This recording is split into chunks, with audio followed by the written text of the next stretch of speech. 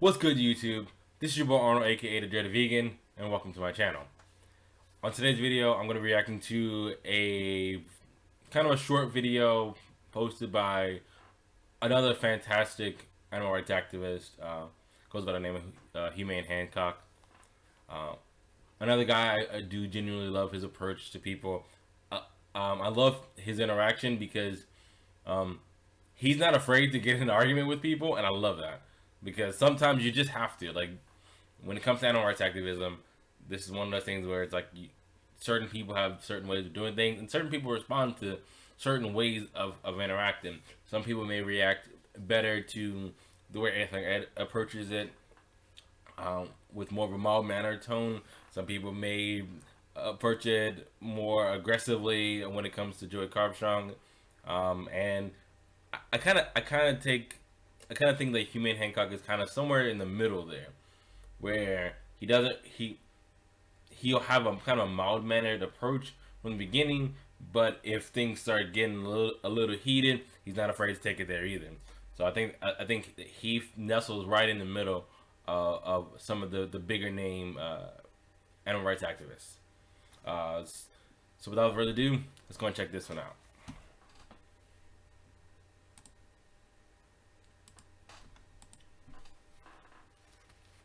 Hello everyone, so I thought it would be useful for people who first stumble across my YouTube channel to have a bit of an introduction video, somewhere where you can learn a little bit about me, the kind of work that I do, and ultimately decide whether my YouTube channel is something you'd like to subscribe to and something you'd like to follow in the future. I went vegan at the start of 2017, and I started a YouTube channel around a year later.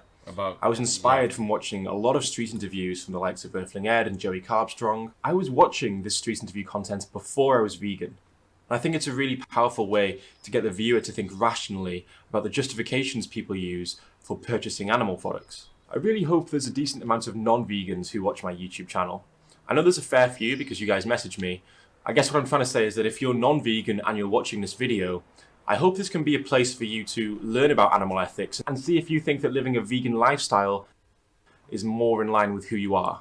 As well as promoting behavior change in non-vegans, I really hope to encourage vegans to become active, or more active than they already are, in the same ways that the likes of Ed Winter has inspired me to become active.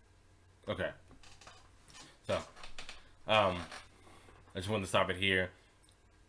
Say, like, I'm very similar to him in the sense of, I mean, I guess, like, I wasn't necessarily watching vegan YouTube before I went vegan, but in the very beginning of my veganism, I was watching. I guess I did get heavily involved into the animal rights activism side of it and the vegan YouTube side as a whole.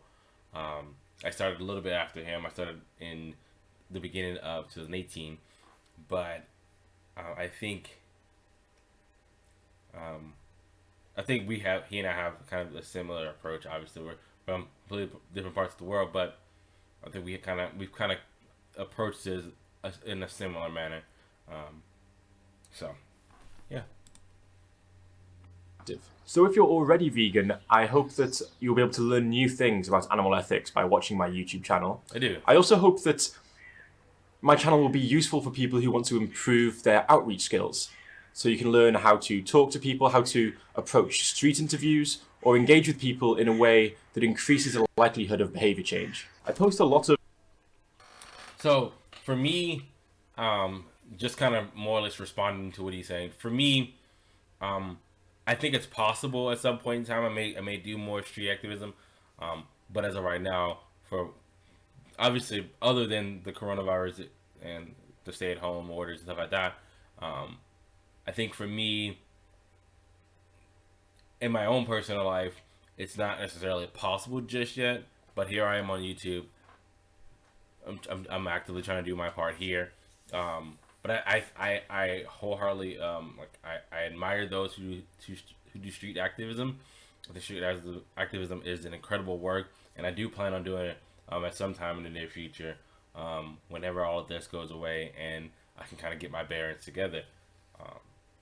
And like I mean, I really enjoy Jack's content and his discussion that he has with people, whether it be just regular discussions or the argumentative style discussions. As you can check out on his channel, his channel is incredible. And so, but I do think that at some point now I will start doing street activism. Just gotta get the funding together, the timing together, and everything's gotta time out. But otherwise, while I'm not doing that, definitely continue to watch me because I'll be doing a lot more reaction videos to these different videos. You'll see a lot more, a lot of these different videos. A lot of these videos, you'll see a lot of the kind of aggressive back and forth nature of whoever the activist is and whoever the patron is, and I'll just be reacting to that. But for the most part, like I said, until I can get my bearings together, you'll see me here. This will be my platform that I want to do. And even when I start doing street activism, hopefully I can also bring y'all along with me, and record some of my street activism as well. So anyway, let's continue with it. Of street interview content, as I said before, this is something I'm really passionate about because it's kind of what led to me changing my behavior. Essentially, in these interviews, what I'm trying to do is highlight contradictions between people's ethical beliefs and their behaviors in a way that doesn't cause people to become too defensive. What would be stopping you from cutting these foods out and going towards veganism? Veganism? I couldn't be veganism. So, because I love cheese and I love eggs. A few minutes later. If you imagine that you're at the end of your life and you're looking back on the life you've lived, what would you wish you'd have chosen? Trying to stop the animal cruelty or getting taste pleasure? I think being against animal cruelty. Oh, sure. Okay, so I've never seen this video before, to be honest. I've seen quite a few videos of his. I've never seen this particular video. But this particular question, the way he phrased this question is actually really, really impressive. Usually the question is kind of super basic, as in, what do you value more, taste or life? But this particular way of phrasing this question, I think is really interesting because what he does is he says, like, he's obviously had this conversation with this woman, and basically, like, she's come to the realization that, you know, she's against animal cruelty, and so he phrased it in such a manner to where he asks, you know, whenever you're at the end of your life and you look back on things in your life before your time is up here on Earth, like, more or less, do you want to be at a point in your life where you've done right by doing your part in preventing animal cruelty, or would you want to look back on your life and say that instead of preventing animal cruelty or doing whatever I can to help prevent animal cruelty, I chose my own taste buds? And, like, I think that's a really interesting perspective to see how people would think about their own lives in contrast to what they're currently doing. I think that's a really, really great way to phrase that. Yeah. This interview is gonna change my life. You know that. Since for a lot of vegans, people start their activism journey with Anonymous for the Voiceless events or Earthlings experience, I try to post some videos where I'm attending these events to illustrate how I approach these conversations in a way that seeks to maximize the likelihood of behavior change. If a starving family had a goat to kill, and that was how they were going to live for a couple of days, would you stop that? A few minutes later. All I can say is I can try. Yeah. Well, all I can say is I'll give you something to look up, because all we want to do is get people to research into this, Okay. and then once you look into it, you make your own informed decision. I'll try it. Yeah. I Thank you so much, promise. Sophie. I'll try. Do you want to So long. I regularly post Wow. debate videos too, and in this content you'll notice a difference between the way I approach these conversations with the way I approach street interviews or Anonymous for the Voiceless events. This is because in these debate videos, in most cases, the people who are there are pretty much just there to improve their debate skills. Right. And as much as it pains me to say this, they're just not really open-minded about changing their behaviors. However, if you... Which is interesting that he would say that these people aren't really, they're here to hone their debate skills or advance their debate skills. However, to be someone who excels at debate, you must also be one that's open-minded to the other side. Because if you're not open-minded, then the problem with that comes in where you're trying to fight so much, but you may be even fighting yourself.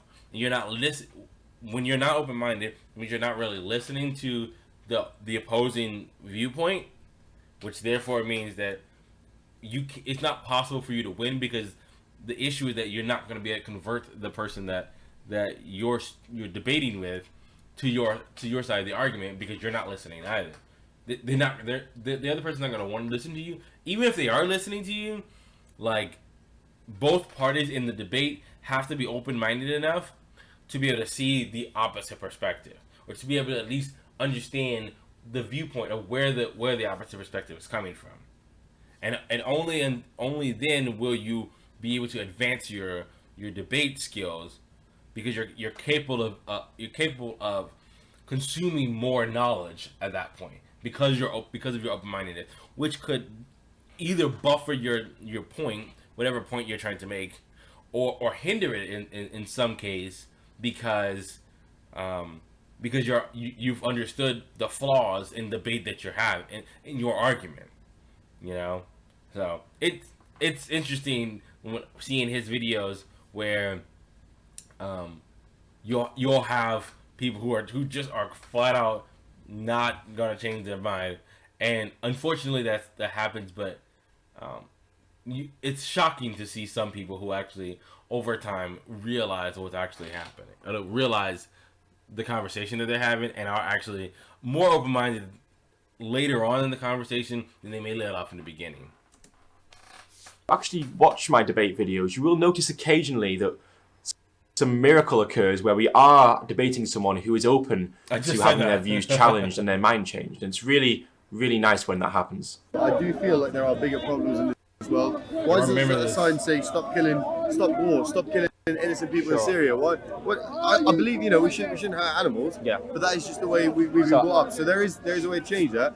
But in my personal opinion, there's bigger priorities right now. I believe this is the biggest moral emergency in the world right now. You think? And that's because there are kids in Syria sat in their homes with fucking their roofs collapsing on them. Yes, this is the biggest moral emergency in the world. A few minutes later. Is it fair for you to say that the act of buying animal products is contradicting your own morals? Yeah, but I don't get to see it, so I think that's how I justify it to myself. Yeah. Yeah, cheers to that. No, I'll give you no, I appreciate the honesty. No. I'll give you a card. If we don't need to do it to them, what are we doing this to them for? Why are we torturing them like this? Keep doing what you're doing. Educate people. Thanks, man. Good to talk to you. I'm Jack, by the way. Nice to meet you. But of course, I still do post. I actually saw that particular debate, and that was the highlight of that debate. There was a lot worse in that debate though, because there were other people involved in that particular video that weren't nearly as open-minded or accepting of everything that Jack was talking about. If I can find the link to that video, I will definitely link it in the description below. That video is really incredible, and it's actually incredibly eye-opening how some people are when it comes to this kind of information. Post the videos with the people who seem ignorant or rude and just not open to having their mind changed at all. And this is because I'm aware of how much online content is playing a role in the growth of veganism. When I'm debating a person like this, I try to make the hypocrisy of my opponent crystal clear so that any non-vegans watching this video can see that the vegan is the one winning the debate. You're not seeing the consequence of your action when you buy that steak. So let's put the animal in front of you. Okay. And I get a knife out. Yep. And I say, you can pay me £10 and I'll slit this animal's throat. Yep. Or you can eat the vegan burger there. Yep. Which choice do you make? I'd give you the money. Seriously? Yes. Why? I've wielded the knife myself. But why? Why? If there's an option there that tastes good. It's tasty. I mean, okay. I think steaks are tastier than vegan burgers. Well, look. Maybe I've not had that many vegan burgers in my life, but they're really tasty steaks. So, let me give you a hypothetical. I'm someone who really loves sex, and I'm going to have sex with this woman, even though she doesn't want to have sex with me. Yes. And you say, don't do that, it's wrong. And I say, I like it. Yeah. Is that exactly the same logic that you're using? Exactly the same logic, yes. And In order to maximize the needs of non-vegans, what? That almost gave me a headache. Like I was going crazy over this. Like the sheer fact that he completely agreed that it was the exact same logic that this guy enjoys the hypothetical situation. I enjoy sex. I really enjoy sex. And this woman does not want to have sex with me, but I'm going to have sex with her anyways. He understands that that's the same logic as him paying somebody right in front of his face to slit the throat of an animal instead of taking the vegan burger. It's the exact same logic because of the fact that he enjoys steak so much. Like, the fact that you can sit there and say, yes, it's the exact same logic. Granted, it is awful on both parts. It doesn't matter. That's insane to me. Watching these debate videos, you may notice I use quite clickbait titles suggesting that a vegan is embarrassingly losing a debate.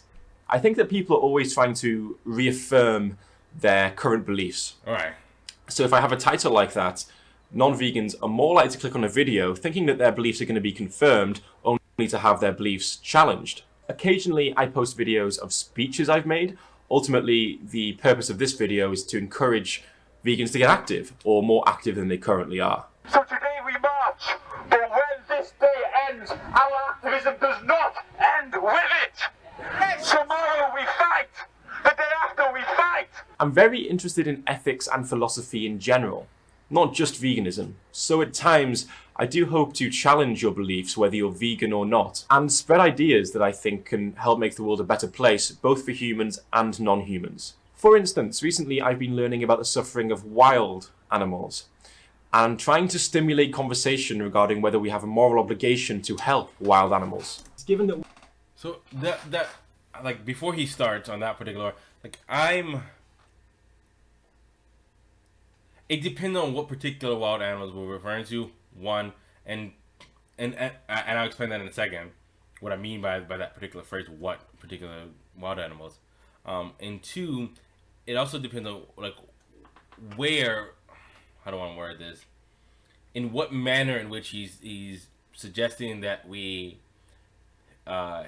protect wild animals, and let's start there first, in the sense of, I think we as humans, as I truly believe, like we continue to progress more and more towards veganism, more and more towards a vegan world, we are going to more or less directly help wild animals, because we will allow the earth to heal itself. And by that I mean we'll allow the earth to replenish all of the vegetation that we've lost via the construction created by the animal agriculture industry.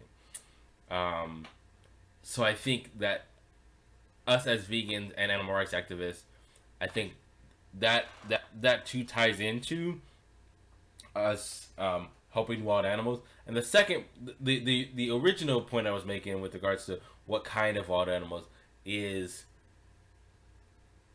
the question that I always struggle with has to do with the wild animals that are evasive. And I think I kind of like I just now thinking about it, I think that also kind of ties into my initial answer of being vegan, the world progressing to a vegan world, which is shrinking the size of the animal agriculture industry, which creates more of a wildlife, which creates more of a place for these animals to go. Even the evasive animals, they now have places to go that wouldn't necessarily cause them to become evasive. Because at the moment, because we're removing so much vegetation, so many forests, so many grasslands, things of that nature, where these animals typically live and thrive and eat and survive, they don't have a place to go, and now their current place to go is among humans and among the homes of humans. And unfortunately, and from honestly my perspective is, unfortunately, that's a direct correlation to the fact that they don't have a place to go, so they have to go somewhere. So it's going to be interesting as far as what he's going to say here, because I'm not sure, because I've never seen this video before. I just kind of saw it pop up, and I was interested. And I like Human Hancock with Jack. I like him a lot. I think he's an incredible guy. So I do kind of want to hear what he has to say here. We agree that we should care about the suffering of farmed animals. Yeah. What I want to know is, do you think we should care about the suffering of wild animals? You made a video about it, calling it the vegan blind spot, and I think that's a fairly accurate thing to say. I've organised playlists so you can find the type of content that appeals to you. For example, if you're particularly interested in watching debates between vegans and non-vegans, you can click on the debate playlist where all the appropriate videos have been compiled. As well as trying to promote ideas, I want this channel to be entertaining for you. Despite the serious subject matter, I want you to be able to smile and laugh when watching my videos. So I often try to put my sense of humour in the videos with little skits or jokes that will hopefully make you laugh rather than cringe. I mean... Excuse me, can we talk about your toilet paper use? What? I mean, some of his little skits are kind of cringy, but it's okay. I mean... It's all in humor, I understand. They're a little cringy, though. Just leave me alone! Leave me alone! What you're doing is really irresponsible. No, I have a family of 4! I have a family of 4! Is your family vegan? No, they're not vegan! Shame on you then! Shame! Shame on you! Shame! Shame! Shame! When I was first starting my YouTube channel, I felt that my sense of humour could be what makes me distinct from other vegan activist YouTubers. Because I don't simply want to rehash what others are doing, but I want to be able to offer something unique, something that you're not getting from elsewhere. While I do post a lot of content on YouTube, I do a lot of work outside of YouTube as well. For instance, I organise an event called Brave Beautiful Animals, and this is an event where we show a music video that I made with singer-songwriter Sam Garrett. Oh, interesting. And we show this music video on a 100-inch projector screen in a very busy part of London, and it does seem to stimulate a lot of conversations. So if you'd like to follow what I'm doing outside of YouTube, you can follow me on my Facebook or Instagram pages as well. A lot of my time is going towards working on a documentary project. You may be interested to know that my father is a slaughterhouse worker. In fact, on my father's side, I come from a long line of people who have worked in the meat industry. The documentary is exploring the psychological and the physiological effects of slaughterhouse work, and it exposes the industry's treatment of non-humans by the very people who have seen it with their own eyes and participated in it with their own hands. That's intriguing to know that this guy's an animal rights activist, of which he comes from a line of butchers, which is that's crazy. I don't have that extensive lineage of butchers or anything like that, but I am, if I'm not mistaken, probably the first one in my family to be vegan. I don't think I've heard of any other part of my family that's vegan. I could be wrong. I don't know everyone in my family, but from the family that I do know, I'm the only one in my family that's vegan. But like, that's interesting that he's from a line where they're of butchers, you know. So I commend him even more. I mean, it just makes him more of an even more of a credible person, because he could have just as easily gone in the same direction with that his family's gone down. You know, it's just kind of a family business, so that's pretty intriguing.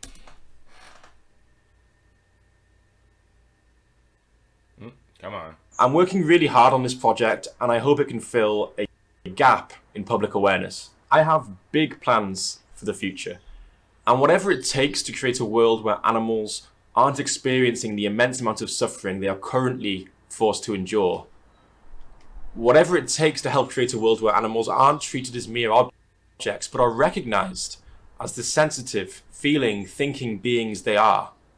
Whatever it takes, my life is dedicated to it. So thank you for showing an interest in my work. Thank you. Whether you're a long-time subscriber or a new visitor, I honestly appreciate someone taking the time to watch one of my videos. I hope you find value in what it is that I'm doing here. And if you think that may be the case, then feel free to hit the subscribe button, and I will speak to you soon.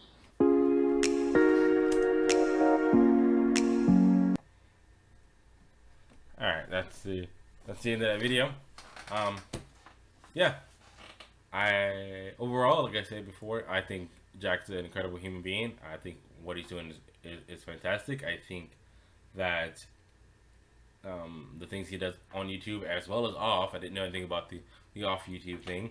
I think that's also a really incredible thing. I think it's really cool. And yeah, so I think that's it. Like I said before, thank y'all so much for watching. I really genuinely appreciate you for watching my videos.